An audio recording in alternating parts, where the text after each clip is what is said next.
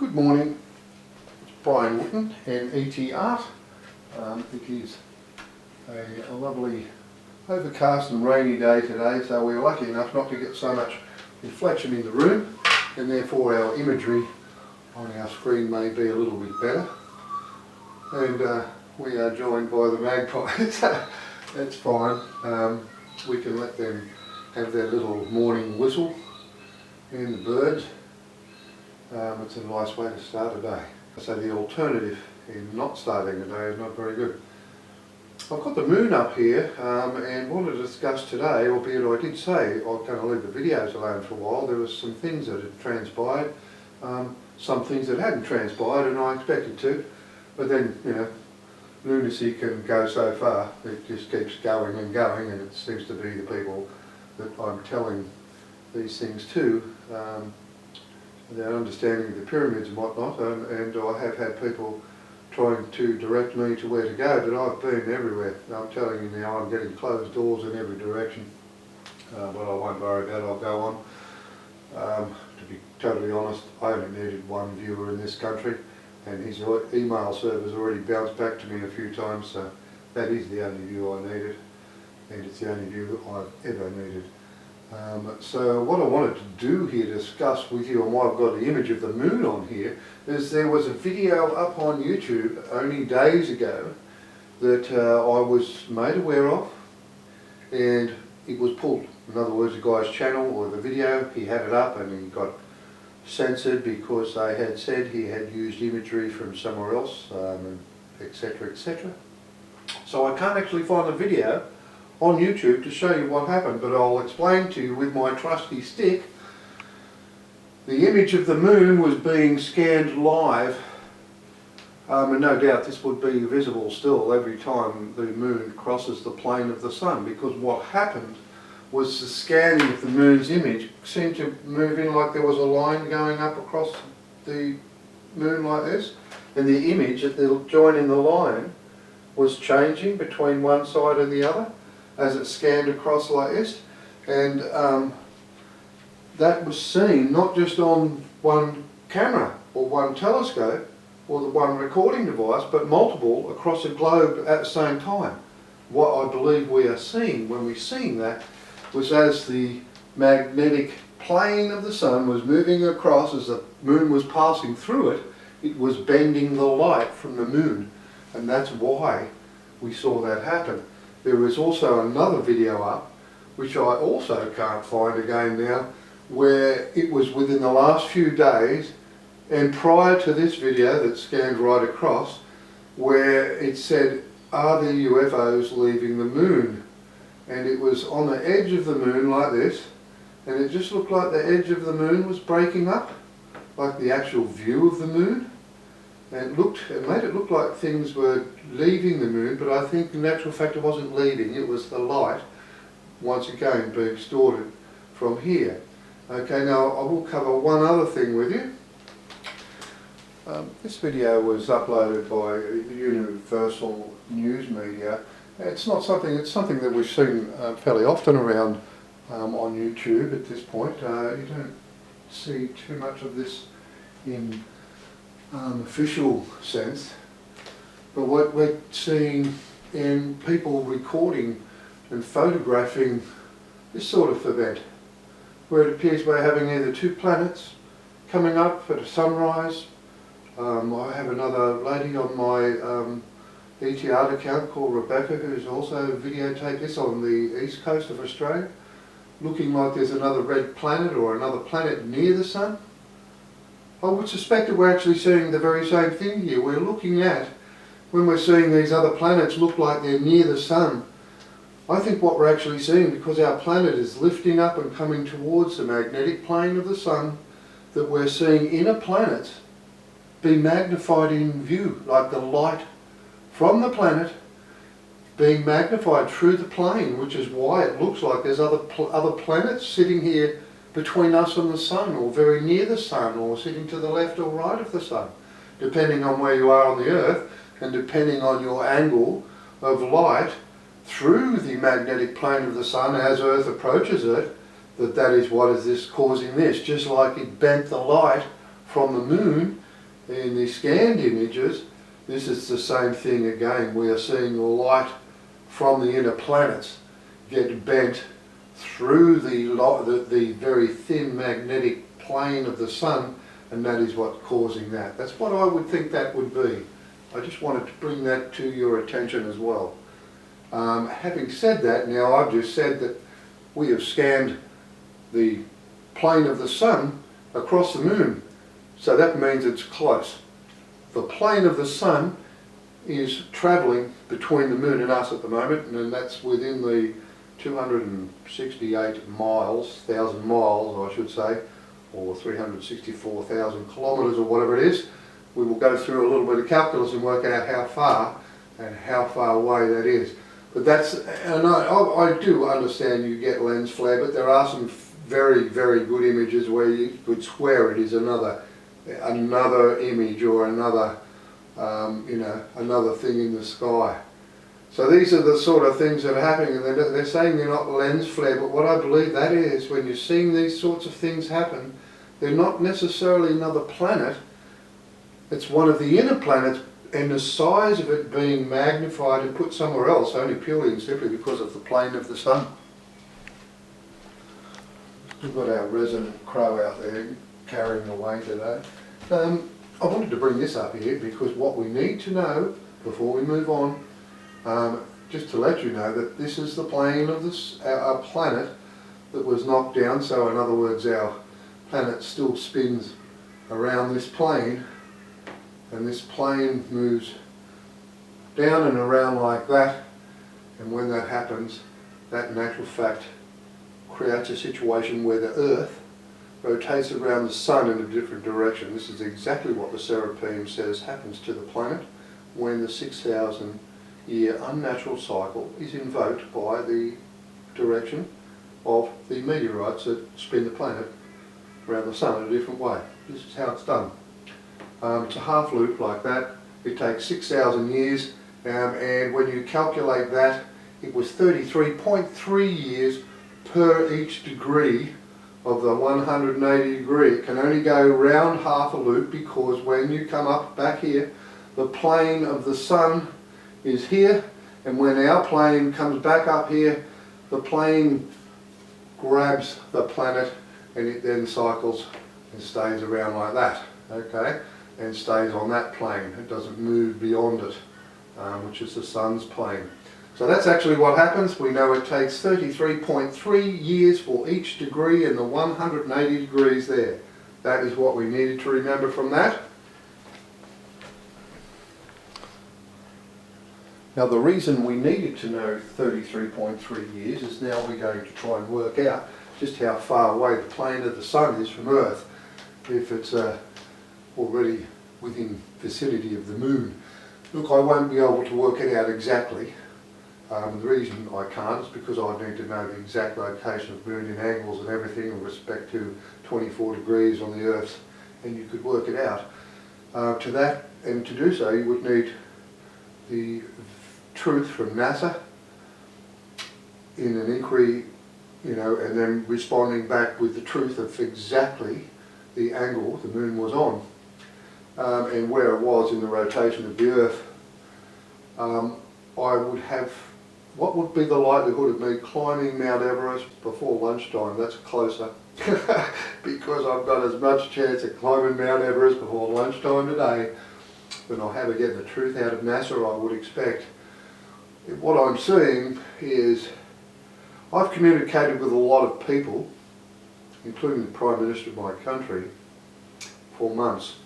I've heard nothing back from anybody, even the geological world of Australia, in respect to the images, which I will show you at the end of this video again. Nothing. But anyway, we'll move on. So we needed our 33.3 years, and that was our 6,000 year half cycle. This is the sun in this instance. This is the Earth. In the instance that this was the half cycle around the sun, that is what we're talking about. For each degree around was 33.3 years. And what we want to do now is we want to work out how long and how far and how long it takes to do everything, you know. So if we're traversing this and it takes 33 years, I want to know a distance as well, you know. I want to know how far away. To work out how far away, I know that the Earth and the Sun are 94 million miles away from each other. It used to be 93 from when I was at school, but I looked up, it's about 94 and a bit.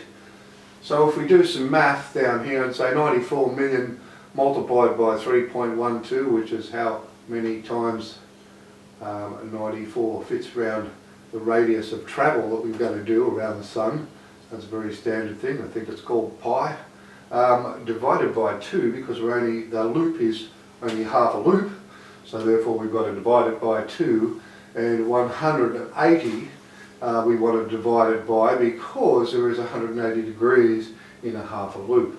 The outcome is 814,666 miles.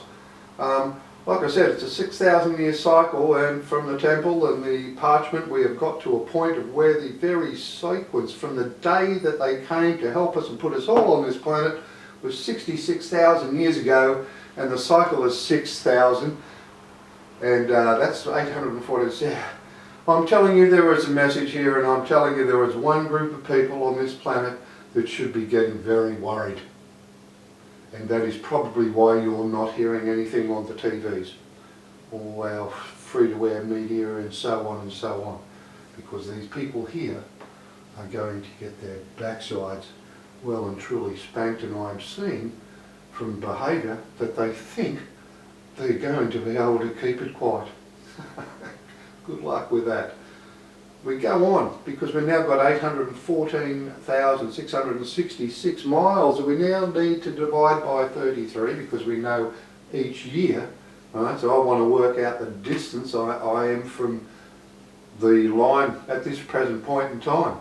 You know, that how far away is this plane of the Sun from hitting the planet? We're going to divide it by 333, because we're going to find out the distance. We work this out and divide it by 365, the number of days in a year, and we get 67.6 miles a day. Okay, that's how far it travels in a day. We know to the moon it's 238,900 miles. Divided by 67.6 miles a day, it means that we're roughly about 10 years away from the moon, right, from the plane. But that is only if the moon and Earth, in respect to the plane of the Earth, would be the full distance away. And that would not be the case, because for that to be the case, I'll show you why.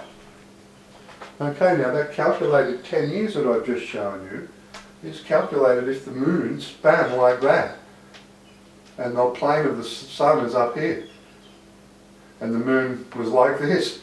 The moon does not spin around the Earth like that. We've got a 24-degree tilt on the axis like this, and our moon is 364,000 kilometres or whatever it was, and 284,000 miles out this way. The angle is not like this. Even if that angle there would be wrong, I've already divided our 10 years into less than 3. You know, and this is why I can't tell you how far it is by exactly, because you don't know where that moon was in respect to the centre of Earth. You know the distance to the moon, but you don't know what its height was here, and you also don't know where what was in its rotational height here. So I can't work that part out, but that is what I'm saying. You can understand that we are well within a year. It could be months, it could be a week, but that's what's going down, and I would expect that we are certainly got, like I said, you would need to know exactly the height here. The height above the centre of the mass of the Earth, or the core of the Earth, the very height of the centre of the moon, or whenever we saw that shimmer, the very moment the shimmer came across here, the height of the moon with respect to the centre of there, and you could work it out. Now I just wanted to show you this before we moved on. This work is not mine, it's a YouTube account user by the name of Mr. MBB 333. He does some really good work. I do recommend you go and have a look at this guy's channel. I've got the volume down, and there will be those of you who may be watching my channel and saying, well, Brian, the last video you put up, the arrival date was 1st of the 7th. You said that they would be here putting in Atlantis. Did you see where he showed you where this has come up? So this is something that's been found in the clouds above or to the west of the well, the west coast of South America. So this is what's in the clouds up there. This was 2 days after the 1st of the 7th, a couple of days before Independence Day, when I said to you, that is what the rock said. The rock said, and I will show you where it is, the rock said that's where they were going to, what they were going to do. They're going to come and start installing Atlantis before we got to the plane of the sun, because the plane of the sun drives tidal waves. That's what this whole thing was about.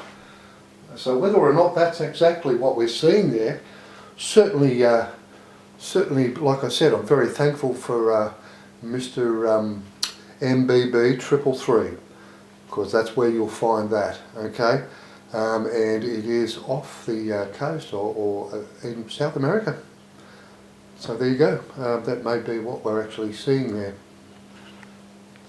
This is back to the rock image now, and we're not seeing exactly the same thing. This is the South American shape of the South American continent here. This is how we worked out that the comet that hit here, I'll do an insert yet again, that is where the comet hit and where the tilt of the axis.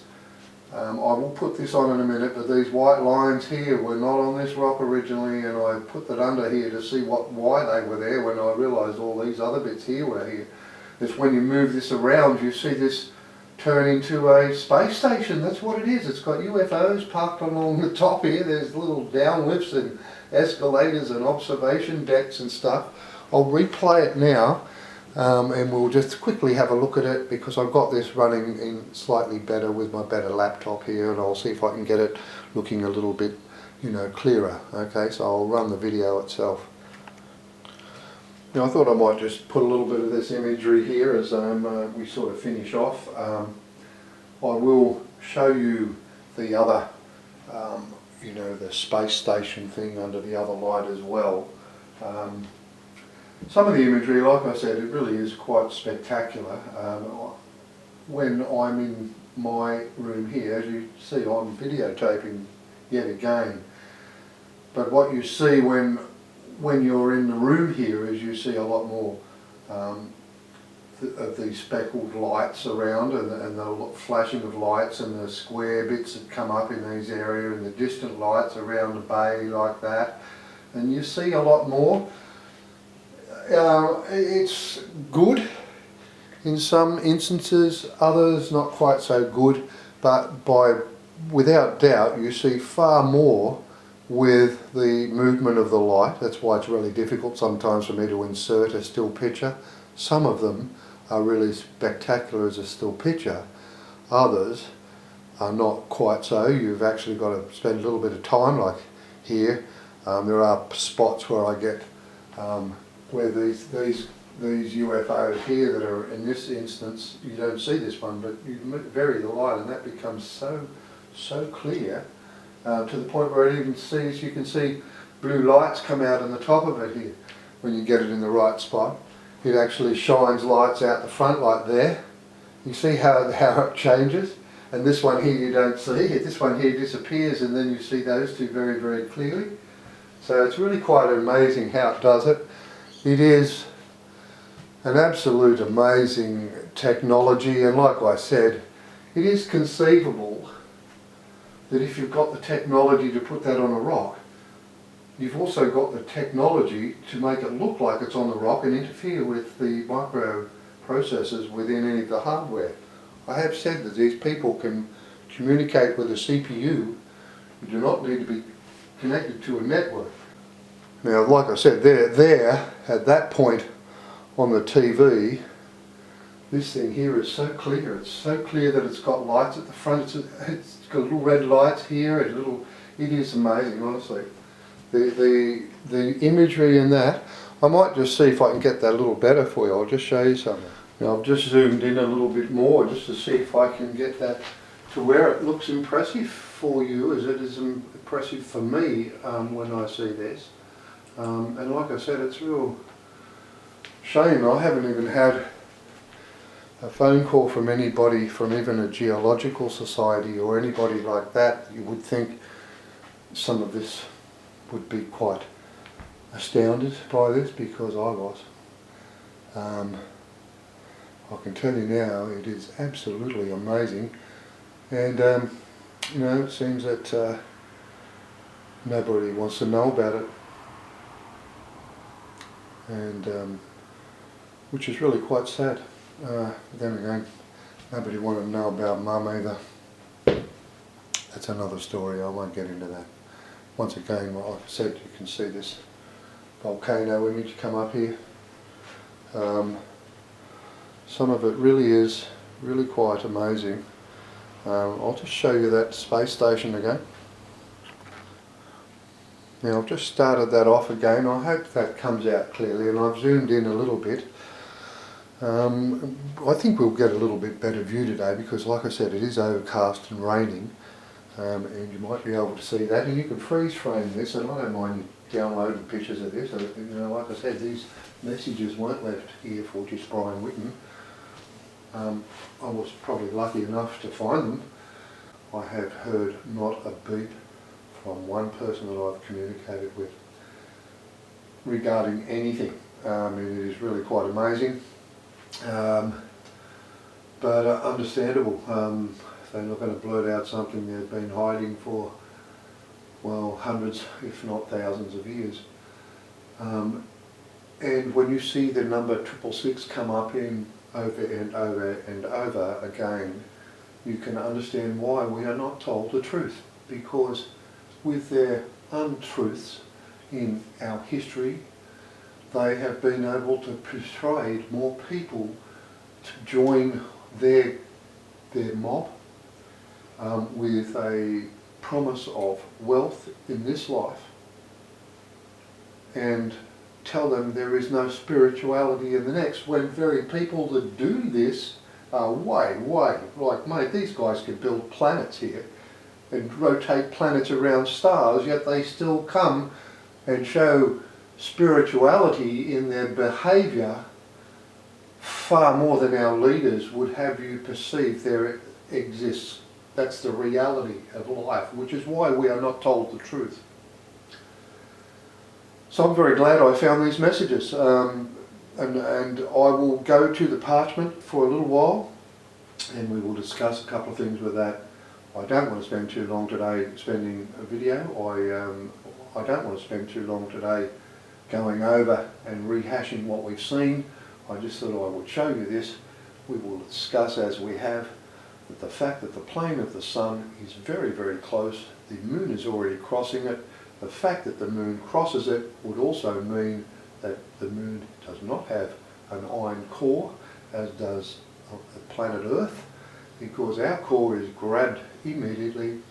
The axis returns from 24 to 12 degrees in about 75 years, but we've seen immediately global tsunamis from the very minute we cross the plane.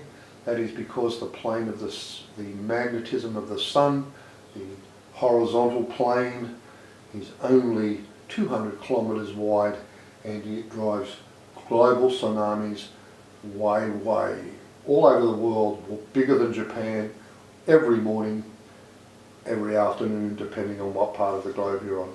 It's what happens. Now, I did mention that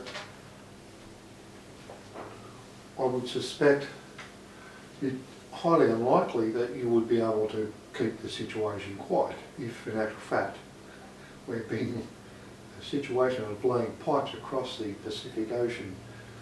I would also suspect, I'll show you one other glyph that we know of that I would bring to your attention as well. But I want you to notice that when we looked at this parchment, and if you, like I said, you haven't watched my videos to this point, you will not understand what's going on. You really need to go back and look at from certainly the destruction, or our civilization's destruction was a 5-part series. You need to go back there. There are mistakes in them. I've been learning as I've gone along what initially looked like what was 2 cycles of 2 6,000 year unnatural cycles is in actual fact 4. What I wanted to come back to the parchment for, and the only reason I wanted to come back here, was note that this teacher here is here to the very end of our lesson here. He's here the whole time. I don't think this bloke's going away. He's going to come here, he's going to sort out our 666 lads, and we're going to have 24,000 years further with him being present, it would appear, for the entire time, because he's at the end of the parchment here, and he's coming here. We know he's come here because we've already looked at the other glyph. I will show you where he said he's coming here to put it in, and if he's here at the end, he's here the entire time. One other thing that I did want to mention here is where we have the 12,000 and 24,000 year on plane with the sun with Atlantis installed. When we have that situation, the reasons why we see the Earth being rotated around the sun in a different direction is exactly this. That is exactly why. I believe that that is another lesson in the physics in respect to our rotation around the sun. When we rotate around the sun in the way I will show you, I'll bring up Google Earth.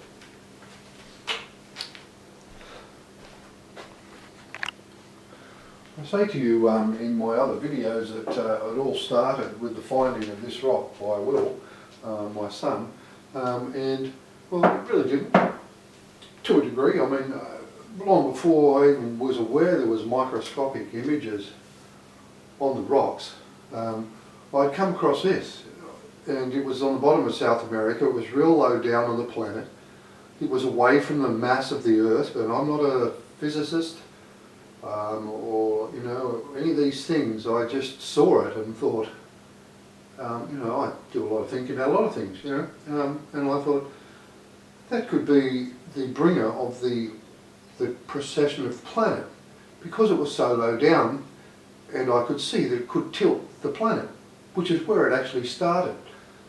I wanted to bring back Google Earth because I wanted to show you and make note when I back out here where we actually, the direction it's coming in. So note that one, it's going in this direction. It's the last one we had. Right, so in other words, we were spinning, when this happened, around the sun in the opposite direction.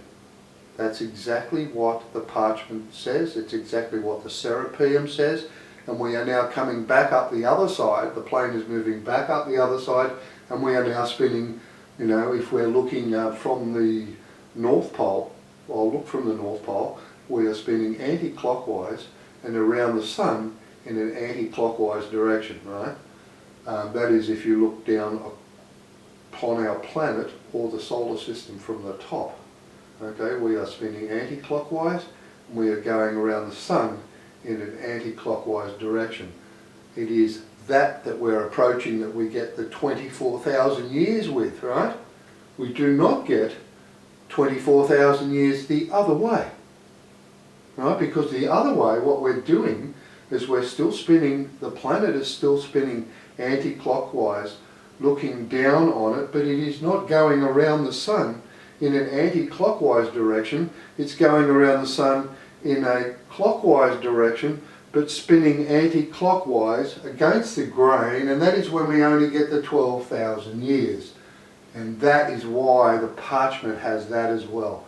It is done, and that comet in that, or asteroid or meteor or whatever you wish to call them, in this direction is done as this one is, I'll show you here, this is the one that stopped the tilt of the globe, almost separated the landmass, but note once again the direction it's going in.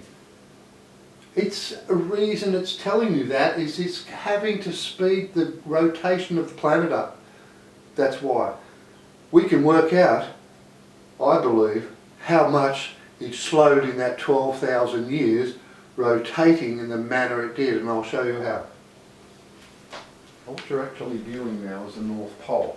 The reason I wanted to do that is I have positioned the globe in a position where the impacts on both Central America, South America, and the one that stopped the process are all on the same line of longitude, and that is straight down. Okay?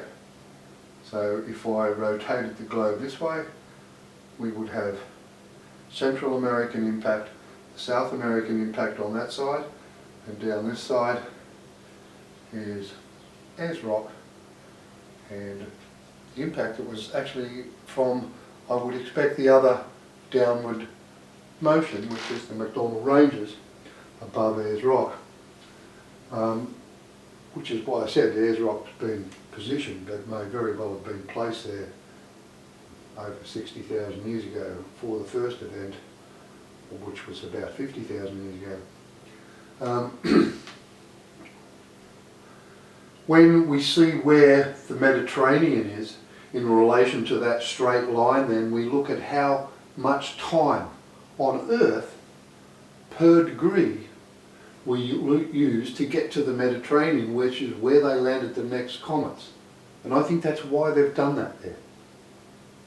So, which is roughly, this is the Mediterranean. If we said, okay, well, we'll go halfway across the globe, which is why I wanted to look down from the North Pole to show you this, that in actual fact, if we went halfway along the entire,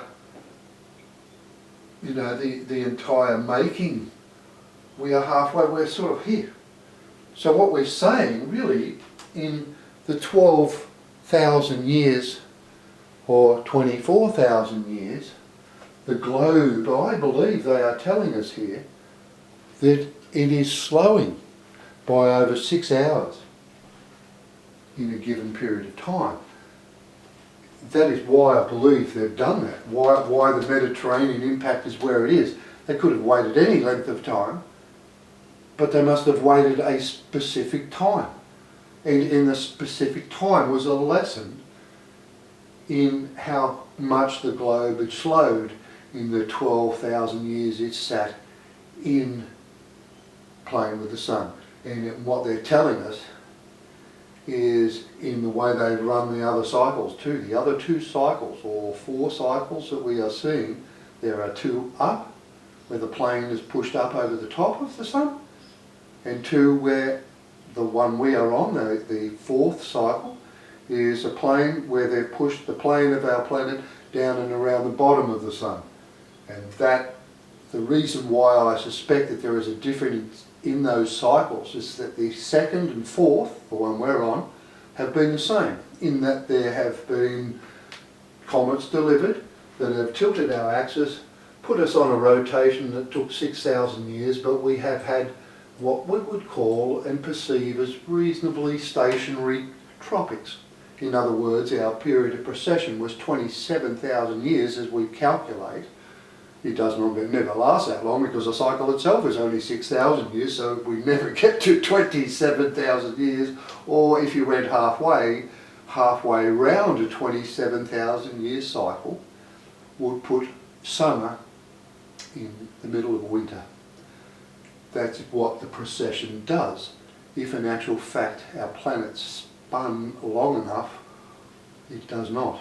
And you cannot exist with a crooked axis on plane with the sun. It'll straighten up the planet, and does so in about 3,000 years from the 24 in total.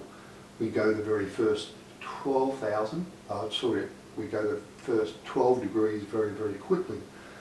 So now we've got a situation where we can see that the globe has been sped up quite deliberately with the manner in which the comets were delivered. and that's the situation. We also know, like I said, that the one thing that, as even before all of this, the rocks and everything all started, that my understanding of that, where it was, down low to the mass of the planet, moving the planet in the way it did, meant without doubt Earth crust displacement theory just is impossible. If it was ever going to happen, that is when it would happen. So now we look at the other pole. There's a bit of a difference, isn't there? The lesson we're getting here, not just is the fact that the Earth is slowing. They're saying to us land ice and sea ice act totally differently, as I've said in even videos long prior to doing this. The way that it acts. What we're seeing here is a slowing of the globe, and the longer that ice or areas of extreme cold are in darkness is where the problem where it initiates from. So even with a straight axis we incur an ice age over time, whether it's over the 12 or over the 24,000 years. I doubt it, and I say that only purely and simply because the rocks show, as we have seen in the last video, the still image or the city that I see by the lake there with the comets coming down. They are saying it was not like that. It wasn't an ice age. That's people just living like you and I were. So I wouldn't expect that the ice age is incurred in that 12,000 years under their management. I want to show you one other thing. I'll bring you back to this glyph, supposedly carved by an Egyptian. I don't think so somehow. I said to you that this guy here, when he was going to come back, he comes to start the cycle, the unnatural 6,000 year cycle here, and then goes back, and then he comes back when it's finished to put Atlantis around Earth, so we do not incur the tidal waves. But once again, so we're on the plane with the sun here, and he's showing us the whole period of time that this is here, right? So this is the period of time on the plane, whether it be 12 or 24,000, that this is here, isn't it? So therefore, like I said before, like the parchment, he's not going back in a hurry. To me that means he, and I'll insert the picture again because like I said, this is really quite a good picture. I'll just do an insert in the video. As you can see, his ears are right back up at the start like this. They're at the back of his head. And I'll just show you again. You can see his ears are at the back of his head there, and he looks a bit different than that fellow though. But certainly I would expect that that's probably a closer look, maybe what he really looks like. As I said, that to me it implies that he comes back, he's going to put, our device around our globe that steadies us, the oceans, and he's going to be here the whole time. He's not leaving. That's what I'm saying here. That's what I'm saying. That's why I'm saying in the parchment, who do you leave on the planet? If you're going to put 3 billion people back as the parchment, who? I was raised a Christian. I've never been to church since I was old enough to not get a clip under the ear from Mum. That parchment, you may think I put myself up front of the class, top line or whatever. Trust me, I've never put myself front centre of any classroom, and you need to go back and know some of the boys I went to school with. I was probably down the back, clipping the bloke in front of me across the head if he was listening too hard to the teacher when the teacher was teaching a load of rubbish. Because I'm certain even back then, I'm not kidding, there were things I would just say, yeah, right, you've got to be kidding. Evolution was one of them, I'll be honest. I've never believed it. But that's, to me, that's what that's saying. He's here for quite some time. 24,000 years if the parchment is correct. And he wrote it, it will be correct. I just wanted to bring this relief to your attention again. We have spoken about this being, in my opinion, as being a depiction of the two unnatural cycles that the planet is put on, and that is reflective in the curves of the snake here being 6, that being the 6,000 year cycle, and this being reflective of the requirement and installation of Atlantis at the end of the cycle, because when you come back up to the plane of the sun, you need to have Atlantis installed to stop the tidal waves. The reason I moved on from where we've just left, which is weather, ice, snow, ice age, is because I believe what we're seeing here is not only that, we're seeing the cycles are different. So in other words, what we've seen as the thought of an ice age, or where is it coming from? Where did it happen? How did the ice age happen if it's happened in the last 96,000 years in the cycles that they predict, and I'm saying to you, are written into the messages here. I want you to look at these glyphs. I know this is a little bit difficult for you to see, but there is one glyph here that is running down this way, and that glyph running that way. I have got this in the book I'm writing, or have written I should say, I'll finish the book, but I did want to put that in here because from a point of view of people that are actually involved in the way and manner in which the earth spins, and the ones that want to know the truth, I want to show you that, because I believe that what we're seeing here, this is our cycle, and I'll show you, I'll zoom in it in a minute. I believe we've had 2 of these, or we're on our finishing of the second of these, but there's also been 2 of these, okay, and I'll show you, I'll go in and we'll look closer at those glyphs and I'll explain to you what I think they mean. I'm not an Egyptologist. I said I have not read a book on Egyptology, and I'm never likely to.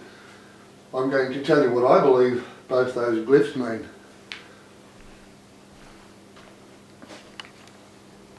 Now I know this imagery is not terrific, but I've looked everywhere for this, I'm not kidding. I've tried to get a clearer image. This is a cycle we're finishing, and where I said to you, we know we get 3, comets at the start, just like the carry-on glyph. I'll insert it for you, the one that's got the 3 dots underneath the UFO. It's the same thing. The carry-on glyphs in this cycle was where it was dark till winter, all the way to the carry-on glyphs. It wasn't just the Arctic Circle, it was all that part of the globe that was in full dark. That's why this was done, to show us how the ice on our Earth just keeps happening. To me, the cycle exists for more than one reason as well, because the cycle itself is, like I said, there's one part that's 48, the next part's 12, 6, 24, there's thousands of years that have been broken up in lots of 6, 12, 24, but there's lots of reasons why. In this case, our cycle, I believe this is showing us here, we have, in this instance of our cycle, we have a very standard tropics. In other words, they don't change. The Earth sits at 24 degrees the entire process, even though at one part, just like the carry-on glyph, it shows that as well. The very same glyph, I will insert that. That's the same thing. We're seeing the top of the Earth get represented to get cooked here. So if it's getting burnt at this end, it's getting frozen at the other side, when we're at the top and the bottom of the cycle. That is on that glyph, but I'll show you the other glyph. This is the glyph we see on the cycle represented on the left. There's a significant difference, isn't it? We see essentially, initially the start's the same, but one obvious thing is the glyph is running this way and not this way. I'm actually seeing that as a visual as well as something else. At this end, and as clear as I can get that on anywhere where I've found that image, it looks to be 4, not 3. And what I'm suspecting here on this cycle is the globe is actually tilted flat, right over. So the natural fact, where our cycle tilts it to 24 degrees, and it does it for these 2 cycles, the one we're just finishing, the first and third cycle, like that, the Earth is laid actually flat like this during the cycle. some sort of, and it remains flat like that, and they just put it back up when they get to the plane of the sun. They must come back and manage that into the plane, or whether that's the time it goes like that. That's a possibility where it does that, I don't know. But it's certainly here. I would suspect that that's saying not only is it laying flat, but in the four lines here, and their regularity in spacing across here, I would see that as being the precession of the planet that we have, that's 27,000 years in our case. Here is not, is far, far shorter. How long it is, I do not know. But I would expect that that's exactly what this is saying. It's saying that we delivered it in the same way, 2 lots of 3 impacts, which is pretty much what's happened here with us. There was 2 lots of 2 things to create the situation, which it still would have to be here. I just wanted to put this little mention in here for anybody that may have an interest in astrophysics, of which I have absolutely no knowledge of, but merely telling you what this represents here. When this first comet, which is the one, or asteroid, hits the bottom of South America and drives our planet up, this is how we know we've got a narrow beam of horizontal plane of the sun, because it only goes that far. And this is, we can calculate how far line A is here, because line A on the Earth is, in this representation here, is 12 degrees and then 10 degrees. And this is what we're recording here, so we know how far this is. Okay, and 10 degrees on the Earth's surface is 1,063 kilometres. So we can actually work out how, by ratio, how far the planet actually got moved, the mass of the planet. And this is why I'm saying, we know this is 1,063. This could be no more than 100. So this is how we know that the width of the horizontal plane is only 200 kilometres wide. That is what drives the tidal waves. When we see the planet get knocked back here, right, so in other words, the first instance we go up, the second comet that stops our movement up and this way knocks us back is the one in Central America. It stops the tilt of the axis. But what I wanted to put this in here for was to note the knocking back here.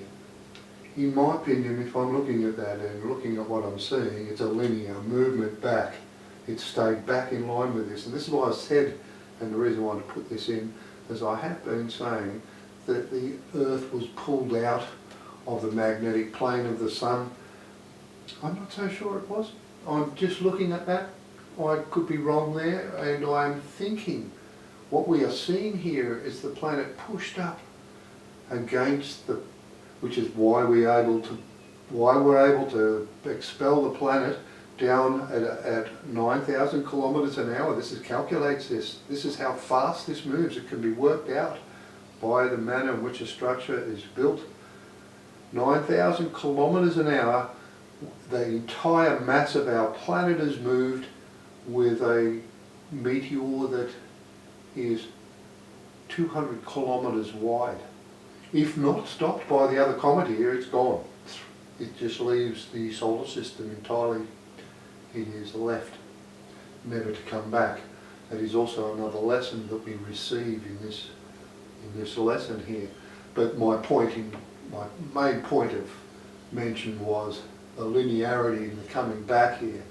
I'm seeing what we're seeing here is our planet be used like a bow, you know, and like a bow and arrow. Our planet's been pushed up against the fabric of the vertical plane of the sun, the horizontal plane of the sun, and it's stretched up like this, and it's just gone ping like that, and it's just gone like that. And that is what I think the lesson is here. That I see that there in the linearity. It wasn't just. It may not be the tilt. It may not be the tilt of the axis. It could be velocity that actually pulls it out, not the other way round. I know it might be a mixture of both. That's why I thought I'd mention it. This is just an image off the Tin Tam rock. It's funny, I had my son here only a couple of days ago, and you know, we've discussed these things with him, what's been going on, and as you can imagine, you know, it's as daunting for he as it is for me, I can assure you, having gone through such a rapid period of learning and understanding of something that really is quite amazing. I really cannot believe that we have, or that I've come to this understanding of what has transpired on our planet, if everything that I'm reading is correct, and I would expect for some reason or other. You know, like I said, I went out to do this because I realised how important what I was seeing and coming to understand was, not just to myself, it was, which is why the book is only just written and no further, but the story is where it is, it needed to be. It was a very, very, and by the look of it, if we look at what may be, you know, transpiring in the skies above South America at the moment, I can't say that I'm surprised of silence on the media, if that's in actual fact what is transpiring. The stupidity of mankind, that I've seen in all of this, and like I said, not teaching people the truth is, you know, stupidity at its most grand. But their purpose is to drag those amongst us that are not strong enough to withhold what they throw at us into their realm of, you know, disgust, which is what they want from all of us, I guess. I'll tell you a story. I'm gonna, like I said, I have written a book. I might just insert a few images while I chat now because I've kind of finished the video off. When, and long before I had internet at home where dial-up was not worthy of the time it took, I wouldn't even be bothered, and I actually worked in the IT industry, which is, you may find interesting. I certainly was not a mathematician. I wanted to be an architect. I was very good at tech drawing at school. I was in the top 10% of the state. I'm only just saying that because from a maths point of view, I till to this day wonder how I've managed 40 years of fixing computers, because I hate maths, and I had some trouble getting through those electronics courses with the maths that was in those, but it was really quite ironic that prior to the days of the internet, my son and I, he would have been a very young boy, you know, 2 to 3, 4, 5, 6 years old, that sort of era. He's now approaching 20, and he would be read stories of an evening, and in those stories I got to a point where I couldn't read the books without holding the book far away to the point I couldn't see it. So I then needed glasses, and then the whole procedure became somewhat of a little bit annoying. So what we did, what I did I should say, rather than grab his books, was I said, would you like to me to make up a story? And he said, yeah, okay. So I initially started making up stories which had created a situation where my son was told stories about 3 boys and a young girl that lived in the country. So anyway, back to the story. I would make up a story which initially the stories between these 3 boys and the girl were just stories of adventure that would end in, you know, one evening. And that was how it initially started. It would be an adventure across a river of fishing. It could be anything. One of them was a very, very smart young man who had built a spaceship. This is where we were many, many years ago before all this. Okay, this is 20 years ago almost, well not quite 18, it would have been 18 years ago, and I sat there telling him stories about these boys who ended up growing up. These stories went on for years. I'd go get him every second weekend and I'd pick him up and bring him back home and back to my place anyway. And I would do, we'd get back to his bedtime of an evening on his first night after being a fortnight away as a little boy.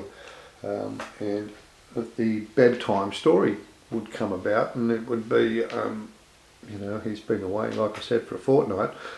Wouldn't be me who was then sitting down making up the story. I would have to actually turn to Wilson and say, hey, well, he'd say, where were we in the story, son? I'd say, and he'd say, you were here, Dad.